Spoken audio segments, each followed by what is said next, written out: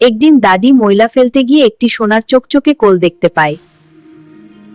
নলটি হাতে নিয়ে তিনি নিজের বাড়ির দিকে রওনা দিলেন। দাদি নলটি তার কাঁচা ঘরে নিয়ে এসে দেওয়ালে শক্ত করে লাগিয়ে দিলেন। এরপর তিনি সোনার নলটি চালু করতে আশ্চর্য ঘটনা ঘটল। নল থেকে পানি নয়, ঝরতে থাকলো প্রচুর টাকা। দাদি একটি ঠেলাগাড়ি ভরে সেই টাকা নিয়ে যাচ্ছিলেন। এত টাকা দেখে গ্রামের মানুষ হিংসায় জ্বলে উঠল। দাদি সেই টাকা দিয়ে একটি বিলাসবহুল সুন্দর বাড়ি কিনে নিল। পরে তিনি আবার কল চালু করে ব্যাগ ভর্তি টাকা বের করলেন। সেই টাকা নিয়ে তুমি গরিবদের মধ্যে দান করলেন। দাদি নিজের বাড়িতে ফিরে এলেন। দুইজন জানালার পাশে এসে লুকিয়ে সবকিছু লক্ষ্য করেছিল। আবার দাদি নল চালু করতে সেখান থেকে টাকা বের হতে লাগলো। এই দৃশ্য দেখে চোরেরা অবাক হয়ে গেল। ঘুম থেকে উঠে চোরদের পিছু নিলেন, কিন্তু তারা দ্রুত পালিয়ে গেল।